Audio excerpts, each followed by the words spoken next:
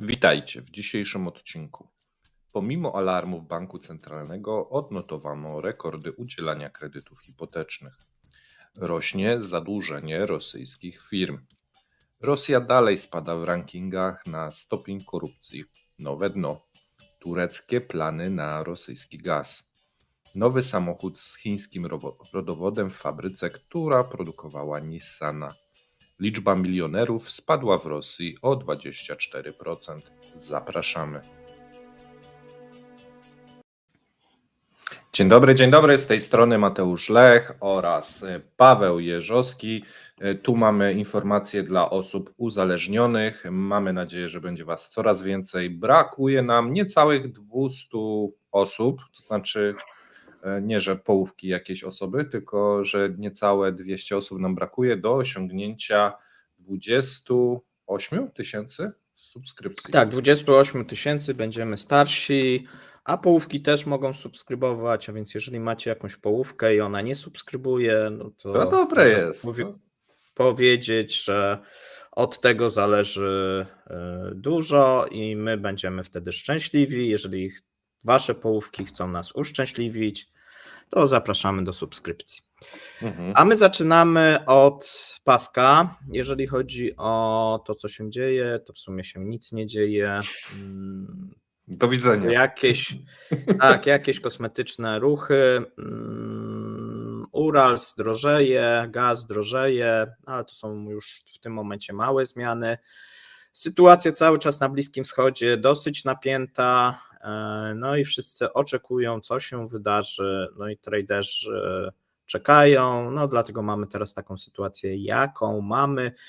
Jeżeli nie byłoby tego Morza Czerwonego, prawdopodobnie by ropa spadała, natomiast mamy już dane za styczeń, no i wolumen sprzedaży rosyjskiej ropy, a dokładniej eksportu zmniejsza się.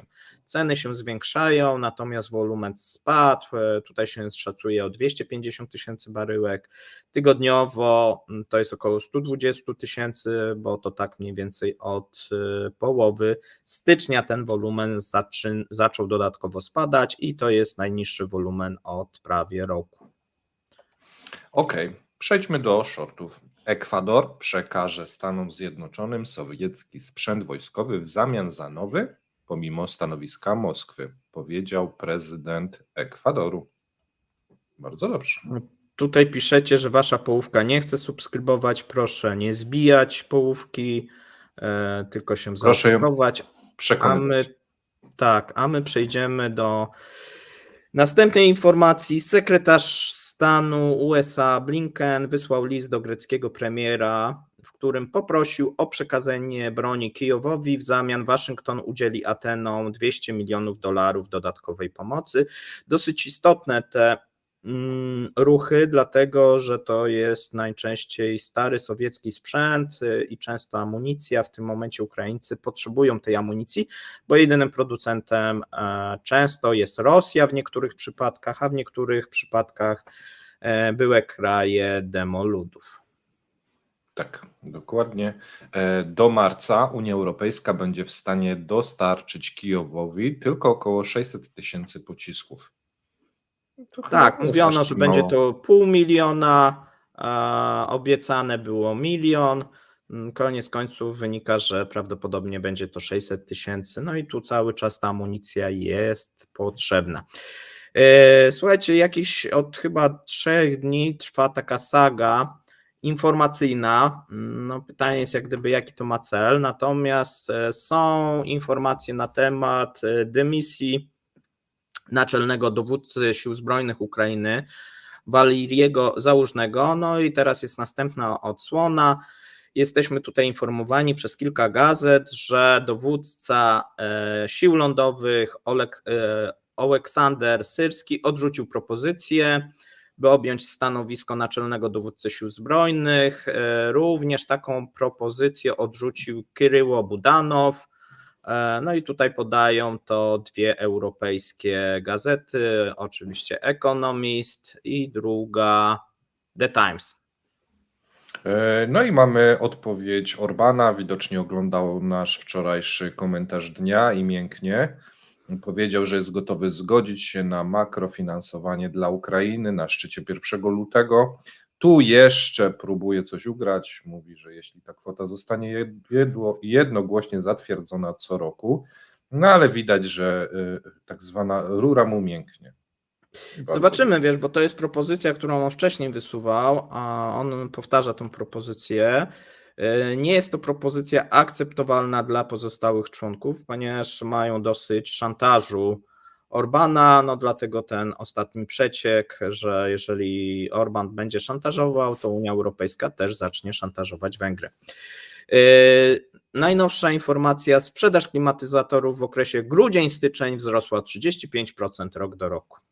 Jak wiadomo, gdy jest chłodno, może być chłodniej, wtedy połówka może, wiesz, bardziej jest przygotowana do zaopiekowania się nią, a tak na poważnie to klimatyzatory mają funkcję ogrzewania, więc wszystko w temacie.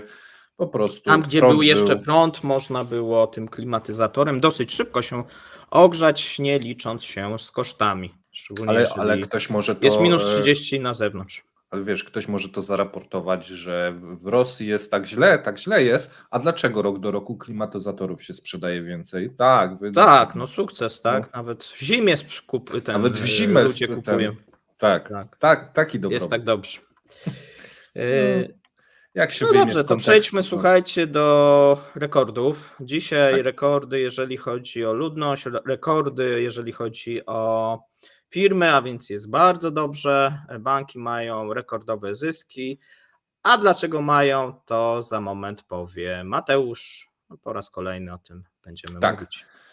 Pomimo alarmów Banku Centralnego na Biuliny, która robi taką minę, odnotowano rekordy udzielania kredytów hipotecznych. Ilość kredytów hipotecznych w rosyjskich bankach wzrosła w roku zeszłym o rekordowe 34,5%. Czyli to nie są wzrosty 2-3%, tylko tam naprawdę idzie na grubo. Według Banku Centralnego wzrost kredytów hipotecznych był stymulowany głównie przez programy wsparcia państwa. Pokrywają one 60% wszystkich emisji kredytów, a kredyty programowe nie zostały dotknięte podwyżką głównej stopy procentowej Banku Centralnego. Pozostały takie same. To mówiliśmy też, że są te preferencyjne kredyty i tam jest ten boom przede wszystkim. Ludzie starali się inwestować pieniądze w nieruchomości w obliczu słabnącego rubla i wysokich oczekiwań inflacyjnych, oznajmił Bank Centralny. Tu też mówiliśmy, że ten pęd na kredyty nawet przy wysokich stopach procentowych mógł być związany z tym, że ludzie odczuwali, że inflacja jest wyższa niż te stopy procentowe.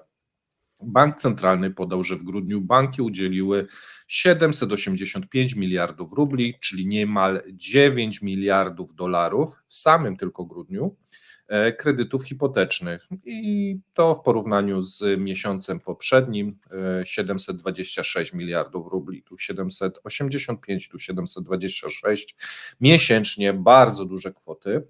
Główny wkład pożyczki ze wsparciem państwa banki udzieliły na kwotę 655 miliardów rubli wobec 540 miliardów rubli, więc widać było, że pomimo działań Banku Centralnego, hamowania, to wcale nie hamowało, tylko wręcz przyspieszało. Wzrosła emisja zarówno kredytów hipotecznych preferencyjnych, jak i rodzinnych. Emisje rynkowych kredytów hipotecznych spadły do listopada o zauważalne 30% i wyniosły 130 miliardów rubli. Do głównych czynników chłodzących, które wprowadzono, należą zmiany w warunkach preferencyjnych, w tym podwyższenie wkładu własnego preferencyjnych kredytów z 20 do 30% wkładu własnego, zaostrzenie współczynnika ryzyka, a także wysokie oprocentowanie rynkowych kredytów hipotecznych. Tu mamy jeden z cytatów. To, co się dzieje i działo w różnych krajach z rynkiem mieszkaniowym, jest dla nas bardzo ważną lekcją. Jeśli na rynku mieszkaniowym nastąpi boom, istnieje duże prawdopodobieństwo, że to doprowadzi do kryzysu. Bardzo ważne jest dla nas, aby tego uniknąć, dlatego odpowiadamy odpowiadamy się za zrównoważonym rozwojem kredytów hipotecznych. Tak powiedziała Nabiulina, tu jest trochę chyba musztarda po obiedzie, bo ten boom nastąpił w poprzednich 2 latach, jak widać po tych wzrostach. Pytanie, jak bardzo to mleko się rozlało, zadłużenie Rosjan ilościowe, długościowe, chwilówki, wszystkie te czynniki w zeszłym roku osiągnęły historyczne rekordy, a przed Rosją twarde zderzenie z rzeczywistością ekonomiczną. I kolejny cytat od Nabiuliny.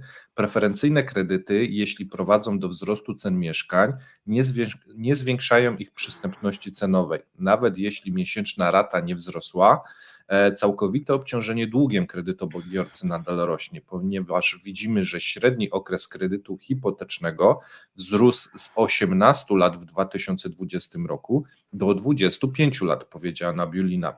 I to jest też ciekawostka, o której się mało wspomina, że tak naprawdę, to znaczy myśmy kiedyś o tym wspomnieli, ale tak naprawdę możliwość zapłacenia jakiejś raty jest, no nie zwiększa się tak szybko wśród Rosjan, natomiast bardzo szybko wydłuża się ten okres kredytowania. I oni nawarstwiają później kredyt na kredyt, na kredyt, na kredyt, a spłacalność do 60-65 roku życia, więc no takie całe życie w łańcuchach. Nie? Tak, tam jeszcze część kredytów ma taki mechanizm, że można wydłużać te kredyty. No i część Rosjan z tego jak gdyby korzysta, no i sobie wydłuża te okresy, no kiedy trudniejsza jest sytuacja.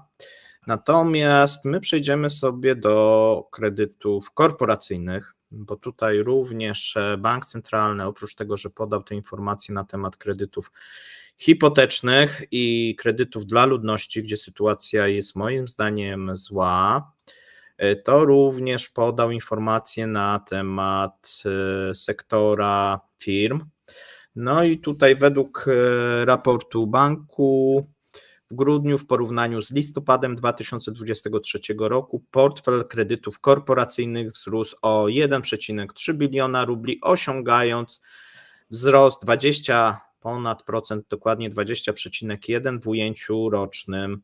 Wzrost przekroczył październikową prognozę Banku Centralnego, która mówiła o poziomie 16-19 w ujęciu rocznym, co jak gdyby sugerowałoby, że stopy procentowe cały czas nie wpływają na chęć firm do zaciągania kredytów, no bo tutaj mamy o wiele szybsze przełożenie, tam nie mamy tak jak w hipotecznych jakichś preferencyjnych, rodzinnych, z dopłatą z niej i tak dalej, tylko najczęściej od razu te kredyty dla firm są uzależnione od tej stopy głównej i bardzo szybko rosną i widzimy, że to nie odstraszyło firm, no w sumie od sierpnia, powoli wydawało się, że to spada, natomiast no ta dynamika jest cały czas wysoka i o wiele wyższa niż bank prognozował, co by sugerowało, że trzeba jeszcze stopy podnieść, natomiast no przed wyborami byłoby to karkołomne dla Nabiuliny, natomiast no taki wniosek jest, że te stopy są cały czas za niskie. Bank Centralny tłumaczy szybki wzrost kredytów korporacyjnych, zwłaszcza pod koniec 2023 roku, finansowaniem transakcji wyjścia nierezydentów z rosyjskich aktywów. No tylko, że sam podaje, że to jest około 0,5 biliona rubli, czyli mniejsza część. No i tutaj mówi również o zastępowaniu zadłużenia zagranicznego. No i to faktycznie może mieć miejsce, no ale pytanie jest, czy to jest aż takie atrakcyjne, szczególnie, że ten rubel ostatnio jest w miarę stabilny, bo tutaj się mówi, że to zastępowanie zadłużenia zagranicznego jest na 2,5 biliona rubli, a być może jest tak, że firmy nie mają wyboru i muszą zastępować to zagraniczne zadłużenie, obawiając się, że w którymś momencie mogą przestać dostawać finansowanie zewnętrzne. Następny element, finansowanie projektów budownictwa mieszkaniowego. No i tu by się zgadzało z tym, co sobie mówiliśmy wcześniej, bo to jest plus 1 w tym roku 1,4 biliona rubli wzrostu oraz finansowanie nowych projektów inwestycyjnych, no w domyśle oczywiście tych zbrojeniowych. Ponadto w grudniu firmy potrzebowały pożyczonych środków, ponieważ nie wszystkie środki budżetowe zostały przekazane wykonawcom w kontraktach państwowych. I to jest ciekawe, tak? Pozostając na rachunkach w Skarbie Państwa, czyli widać, że mamy jakieś rolowanie znowuż rządu. Firmy zbrojeniowe nie dostały i nie zostały wypłacone im w 2023 wszystkie pieniądze za zrealizowane kontrakty, które trzeba będzie wypłacić prawdopodobnie w styczniu, w lutym lub później. No i firmy musiały wziąć pod to pożyczki. Bardzo ciekawa sytuacja i ciekawa informacja. Bank Rosji ma nadzieję, że tempo wzrostu kredytów korporacyjnych w 2024 spowolni do 5%. Jednak analitycy zauważają, że na podstawie wyników z 2023 roku polityka monetarna miała niewielki wpływ na dużą część kredytów korporacyjnych. No akurat tutaj mam trochę odmienne zdanie, ale okej. Według szacunków regulatora w 2023 kontynuowano wychodzenie nierezydentów z rosyjskiego biznesu, choć wolumen transakcji jest, jak sami zauważają, niewielki. Tymczasem według samego Banku Centralnego dostępność kredytów dla firm znacznie się pogorszyła w grudniu. W reakcji na zacieśnienie polityki pieniężnej i wzrost kosztu kredytu pod koniec 2023 nastąpił gwałtowny wzrost emisji obligacji korporacyjnych. Czyli tutaj mamy sytuację, że firmy zaczynają się posiłkować coraz częściej obligacjami swoimi korporacyjnymi, a mniej kredytem, no ze względów oczywiście na koszty. W grudniu 2023 wolumen obligacji wzrósł o 1,56 biliona rubli, to jest 7% i osiągnął 24 biliony rubli, dużo. W całym 2023 wzrost wyniósł 5 bilionów rubli na tych obligacjach, czyli wzrost o 27%, najwyższy od 10 lat. Czyli widzimy tutaj bardzo duże zapotrzebowanie firm na kapitał. Tego kapitału nie ma kapitału zewnętrznego, firmy ratują się albo pożyczkami w bankach, albo tworząc własne obligacje. Pytanie jest, jak to będzie w 2024, czy będzie tyle chętnych na te obligacje w przyszłym roku, jak było w 2023, bo tutaj mam pewne wątpliwości, jeżeli państwo nie pomoże. Ja zwrócę uwagę tylko może być problem. Na jedną rzecz. Chwilówki ponad 20%, hipoteczne ponad 30%, te dla firm też ponad 20%, tak? Wzrosty. To nie są normalne wzrosty rok do roku w państwie. Tak, żebyście zrozumieli, rok 2023 Rosja zaczyna ostro jechać na kredycie i zarówno ludność, jak i firmy, obligacje, kredyty, no różny sposób zaciągania zobowiązań i długów, no nawet można powiedzieć, wydaje się, że w sposób nie do końca kontrolowany. Bank Centralny coś z tym próbuje zrobić, ale trochę jest bezradny, no bo stopy 16% nie odstraszają, to znaczy, że sytuacja jest taka, że oni muszą wziąć te kredyty. To nie jest tak, że to są jakieś inwestycje, tylko to jest taki must do przeżycia. Okej, to pomówmy o czymś pozytywniejszym dla Rosjan, chociaż nie. Rosja dalej spada w rankingach na stopień korupcji. Nowe dno. Robiliśmy o tym rankingu kiedyś program, dziś pojawił się nowy, a w nim Rosja dalej spada. Rosja straciła kolejne 2 pozycje i spadła na 141 miejsce na 180 możliwych w światowym rankingu percepcji korupcji sporządzonym corocznie przez międzynarodową organizację pozarządową Transparency International. Na koniec zeszłego roku Rosja straciła 2 kolejne punkty w krajowym wskaźniku korupcji i uzyskała 26 punktów na 100, co jest najniższym wynikiem w całym okresie badań. Kredyty osiągają historyczne szczyty, korupcja historyczne dno, a właściwie szczyty. Rosja w rankingu 2023 plasuje się obok takich potęg jak Uganda i Gwinea. One także zdobyły 26 punktów. Sytuacja w zakresie percepcji korupcji według Transparency International okazała się gorsza niż na przykład w takich tuzach jak Gabon czy Mauretania. Zambia i Etiopia mają nieco lepsze, natomiast Zimbabwe i Republika Środkowoafrykańska jest mniej więcej w tym miejscu co Rosja. Negatywna dynamika w Rosji jest widoczna od dłuższego czasu, jednak pod presją prasy, a przede wszystkim wojny z Ukrainą, wszelkie rządowe działania mające na celu walkę z korupcją straciły skuteczność.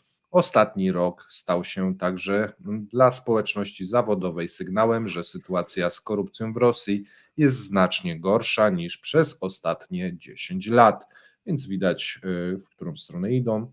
I tu jest bardzo ciekawa część w artykule. Korupcja jest jedną z głównych przyczyn antyrządowych protestów na całym świecie. Istnieją całe badania na temat związku aktywności protestacyjnej z poziomem korupcji w kraju. Istnieje wyraźny związek między wybuchami protestów a korupcją, co w istocie jest oznaką poczucia niesprawiedliwości w społeczeństwie. Wyjaśnili eksperci. W Rosji protestów natomiast nie ma, a spadają o kolejne kilka pozycji, nie wzbudzając zbytnio sprzeciwu społecznego. Od takie właśnie jest rosyjskie społeczeństwo. Uśpione, zastraszone, ogłupione. Wszędzie indziej na świecie, gdy jest ta korupcja, to pojawia się oburzenie i protesty, a w Rosji dzień jak co dzień. Tak, tutaj pytacie o Ukrainę. Ukraina spada, jeżeli chodzi o korupcję, chociaż cały czas moim zdaniem jest wysoka. Kiedyś ta korupcja była, jeżeli chodzi o Rosję, Ukrainę, nawet Rosja była w lepszej sytuacji, a to były małe różnice, natomiast no teraz jest tak, jak jest i trzeba się z tym pogodzić. Przechodzimy do ciekawej informacji. Pojawiły się tureckie albo wyciekły tureckie plany na gaz i wydaje się głównie na swój gaz oraz rosyjski gaz. Turcja planuje skraplać importowany gaz ziemny i sprzedawać go za granicę. Takie intencje zawarte zostały w nowym projekcie ustawy, który został złożony w parlamencie kraju. Jeśli zostanie przyjęty, Republika może stać się światowym centrum sprzedaży tego paliwa. 1,5 roku temu prezydent Rosji, przypomnijmy, Władimir Putin, zaproponował utworzenie w Turcji dużego hubu gazowego do dostaw dla Europy.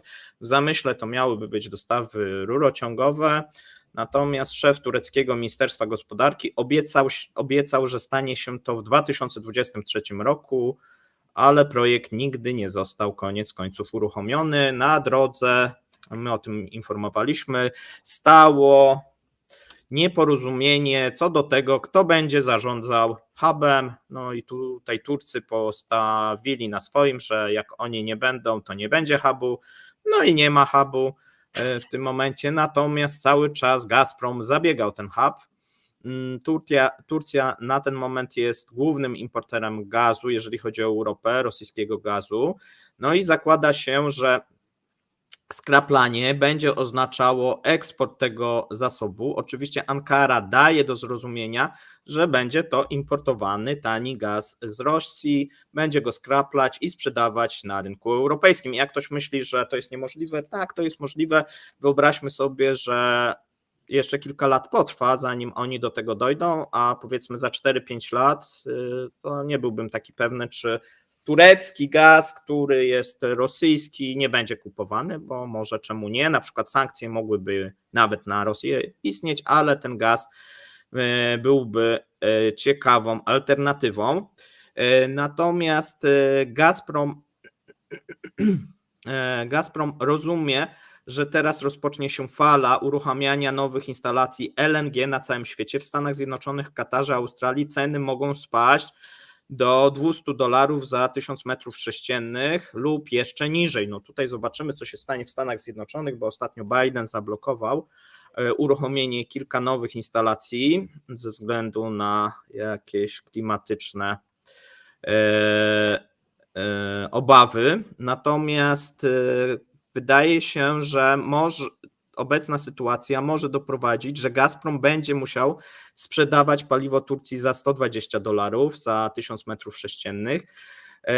I w takim wypadku byłoby to dla niego nieopłacalne, bo pompuje go z Jamału do Anapy, a potem z Anapy wzdłuż tureckiego potoku, a więc dosyć długa podróż tego gazu. Sam Gazprom podał, i to od dłuższego czasu zawsze się zasłaniał, że nie podaje, ale podał, że cena opłacalności w tym wypadku to jest minimum $250 za 1000 metrów sześciennych, co też pokazuje, że obecne ceny, które są bliskie tej kwoty, no to jeżeli jeszcze Turcy mają tam te 20%, no to chyba dostają poniżej tego progu opłacalności, przynajmniej jeżeli chodzi o Turcję.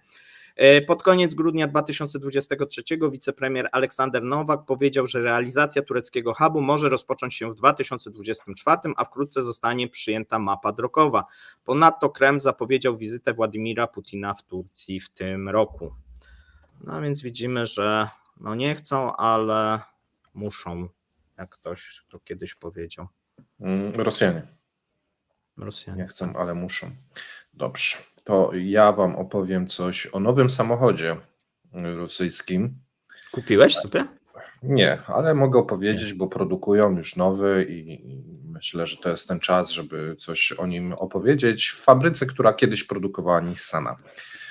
Автозавод Sankt Petersburg, spółka zależna od Avtovaz, rozpoczęła produkcję samochodów pod marką Excite. To jest taka bardzo ekscytująca nazwa. Firma ujawni szczegóły dotyczące nowego modelu pod koniec lutego. Widocznie na razie muszą sprawdzić, co to są w stanie zbudować i czy to jeździ. Rozpoczęcie sprzedaży zaplanowano na wiosnę 2024, więc już za kilka miesięcy. W raporcie wskazano, że fabryka wyprodukowała pierwszą partię kilku tysięcy samochodów i nadal gromadzi zapasy w magazynie. Excite to pierwszy autorski projekt, tu nie byłbym aż takim optymistą z tym autorski, w nowej historii fabryki samochodów. W zakładach przedsiębiorstwa w ścisłej współpracy z partnerami międzynarodowymi zostanie uruchomiona produkcja szeregu modeli, czytamy w oświadczeniu. Ważne, aby czytać te notatki prasowe następująco. Zgodnie z chińską współpracą robimy projekt, który dali nam Chińczycy. Cieszymy się, bo mamy co robić i w naszej fabryce nie musimy wycinać maszyn szlifierkami. Godło nowej marki wykonane jest w formie łacińskiej litery X umieszczonej w owalu. Nazwa marki pochodzi od angielskiego czasownika ekscytować. Robimy to dlatego, że nienawidzimy Zachodu oraz alfabetu łacińskiego i to jest plan sprytny, bo jak auto się będzie sypać, to ludzie znienawidzą jakieś angielskie słowo, a nie rosyjskie. Ja tak sobie to przemyślałem, że to dlatego. I maska od razu też. Tak, tak. Kolorystyka dekoracji salonów samochodowych, bo nawet mam takie informacje, i innych materiałów promocyjnych będzie żółto-zielona. Zielony symbolizuje nadzieję, złoty bogactwo, nadzieja o bogactwie, idealne kolory dla przeciętnego Rosjanina. W styczniu tego roku prezes Avtovaz Maksim Sokołow zapowiedział, że wiosną tego roku firma wprowadzi samochody pod nową marką. W tym celu na początku roku Автозавод Sankt Petersburg zarejestrował znak towarowy w firmie Rospatent. Jak coś ma przedrostek ROS, to wiadomo, że jest to solidna i państwowa firma. Zdaniem ekspertów motoryzacyjnych samochody produkowane przez Avtovaz Sankt Petersburg produkowane są przy współpracy z chińskim producentem Chery. No i wydało się, nie jest to międzynarodowe kooperacje, tylko Chińczycy, tak jak zakładałem. Kanał Telegramu Autopotok poinformował, że firma zgodziła się na współpracę z Avtovaz pod warunkiem poufności. Według kanału Chery Tigro jest montowany w fabryce, ale bez znaków identyfikacyjnych. Przypominam, że to miał być autorski projekt, tak było przynajmniej podane na początku artykułu, a jednak Chery Tigro.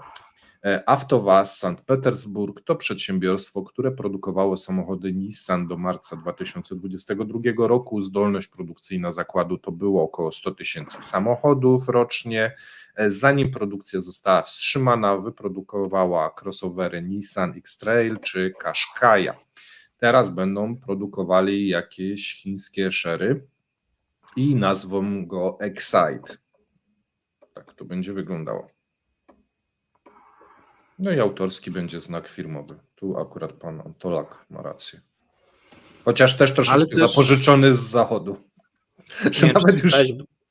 Będzie nowa wersja Łady w takim najniższym segmencie i nic nie będzie posiadać ta Łada. To znaczy nie będzie ABS-u. Jak w Simpsonach podłogi też nie będzie. Tak, nie, nic i nie będzie też radia. A więc... No bo jeszcze propagandy by słuchali, to będzie taka, wiesz, chwila wytchnienia. A więc wróciliśmy tak, nie wiem kiedy były produkowane samochody bez radia, ale ja nie pamiętam, chyba w latach 70. albo... Nie, wcześniej. Ale żeby bez radia, bo chyba już później to chyba nie było nawet takiego modelu i możliwości, a tutaj będzie kosztować tylko 1,5 miliona rubli, a więc... No, ale wiesz co, bo na przykład w pociągach jest taki wagon ze strefa ciszy, to może one będą miały takie, wiesz, strefa ciszy. Strefa ciszy, tak. Okay. Wspomagania kierownicy też nie będzie, jeżeli ktoś się pyta, więc jeżeli ktoś pamięta jeszcze te czasy, kiedy nie było, no to sobie będzie mógł odświeżyć. A my sobie przechodzimy, słuchajcie, do ostatniej informacji. No i ona jest smutna, bo liczba milionerów spada w Rosji. Ale miliarderów rośnie pewnie w takim razie. Ci milionerów idą na miliarderów. A tak nie do końca, wiesz, właśnie tak też nie do końca, bo liczba milionerów w Rosji spadła o 24% w ciągu ostatniej dekady według Henley and Partners and New World Wealth. Natomiast w tym czasie w Chinach się podwoiła. Więc to tak. Uciekli? Nie, ale chińscy się podwoili. Tutaj mamy raport przygotowany dla państw BRICS przez organizację.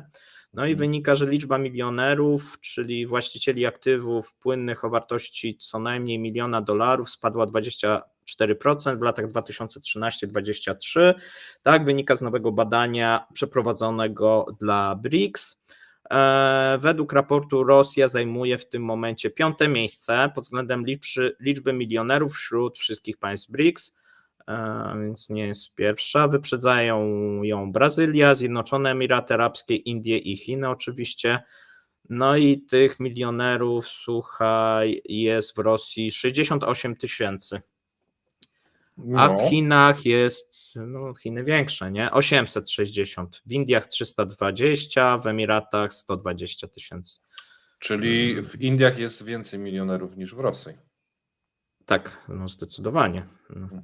W ciągu dekady liczba milionerów spadła nie tylko w Rosji, też w Brazylii, w RPA, w Egipcie i Iranie. Natomiast w tym czasie wzrosła w Chinach 90%, w Indiach 85% i Zjednoczone Emiraty wzrosło 77%. Ale to nie koniec informacji. One są moim zdaniem bardzo ciekawe, bo światowi badacze zauważają, że Rosję charakteryzuje wysoka koncentracja bogactwa w rękach bardzo, bardzo małej części populacji. Według szacunków firmy konsultingowej Boston Consulting Group, tutaj trochę inne, nie? Z 2021, więc się to trochę jeszcze pewnie poprawiło, bo mniej niż 0 i teraz mamy 3 zera i 1, czyli to jest chyba 1/100 000, czy coś takiego, procenta dorosłej populacji. To jest około 500 ultrabogatych Rosjan, posiada 40% wszystkich aktywów finansowych Rosji. I tutaj mamy też podobne dane. 57% całkowitego bogactwa Rosji koncentruje się w rękach 1%. Czyli to tak z grubsza ci... Powiem ci, to jest dobre podłoże pod jakąś taką rewolucję społeczną. No, dlatego oni tak nie lubią. Potrzeba 500 taczek i masz załatwiony temat. 40% możesz przejąć bogactwa, tak? Tak. W tym momencie. No szokujące dane. My Rosjanie, którzy nas oglądacie, nic wam nie podpowiadamy. Że 57% całkowitego bogactwa koncentruje się w 1% najbogatszego społeczeństwa, nawet poniżej, co stanowi największy odsetek wśród krajów na świecie. Oni tutaj rekord biją i to się poprawia. To znaczy to się poprawia obecnie. Spośród 110 miliarderów Tylko 14 osób ma majątek netto przekraczający 10 miliardów dolarów, a połowa, czyli połowa tego majątku to jest tych 14 osób. To też jest swoją drogą szokujące. Ta koncentracja wśród tych miliarderów, czyli wyssać. masz jeszcze taką hierarchię, tak? Tak. Że masz takich bardzo, bardzo bogatych z otoczenia Putina, potem jest takich 14. średnio, takich jest 14 takich. To prawie super wiesz, oligarchów. to już wchodzą w takie jakieś biblijne tematy, jak dojdzie do 12, nie? To jak Putin będzie gdzieś odchodził. Tak, i ci najbogatsi są jeszcze bogatsi, natomiast spadają ci milionerzy, ci biedacy, nie? Tych jest coraz mniej. To tak mniej więcej, taki jest trend teraz. Kolejnym trendem jest to, że grupa superbogatych Rosjan z roku na rok prawie się nie zmienia. Analizy wykazały, że w ostatniej dekadzie ponad 90% przedsiębiorców obecnych w grupie najbogatszych znajdowało się w niej w roku poprzednim. Jeśli w 2011 średnia wieku była 50 lat, no to tak to w 2023 będzie to 60 lat. No i następna ciekawostka. To jest tych samych 14 samurajów, którzy po prostu się starzeją. Nie, no znaczy tam więcej z tych, bo tutaj akurat próbkę dali 200 tych miliarderów. Aha, nie? okay, no. Przynajmniej w 2022 roku superbogaci Rosjanie najczęściej wybierali dla swoich dzieci edukację zagraniczną. W 2021 za granicą studiowało 70% osób z listy Forbesa, tutaj akurat podaję. Jeśli chodzi o branżę, przez 2 dekady głównymi sektorami były finanse, przemysł oraz kompleks paliwowo-energetyczny. No i teraz jeszcze ostatnia informacja, jakby chciał ktoś się zapytać, ile tam jest kobiet, no to nie za dużo. Na listach dominują mężczyźni, choć w ostatnich latach wśród miliarderów coraz większą rolę odgrywają kobiety. Jednak głównie dzięki dziedziczeniu majątków stanowią one obecnie 3,5%. No chodzi o to, że część tych powymierało, wiesz, bo już było, bo ponad 1/3 to są też powyżej 70.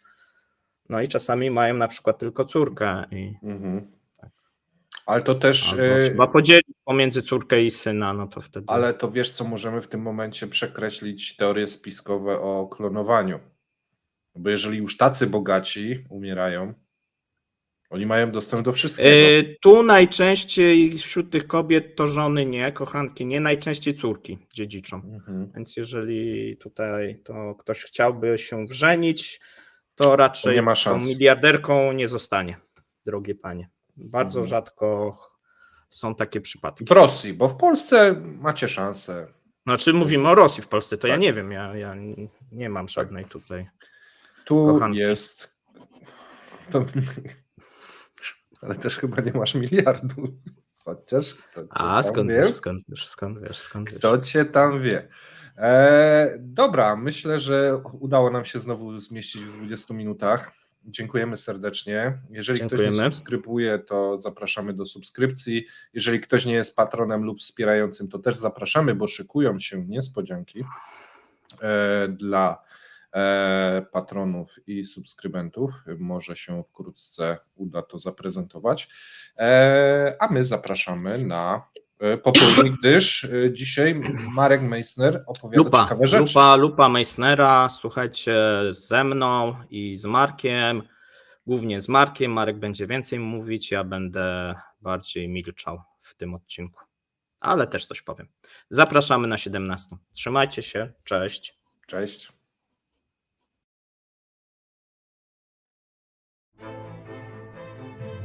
Dziękujemy za obejrzenie materiału do końca. Zapraszamy kolejnego dnia. Trzymajcie się. Cześć.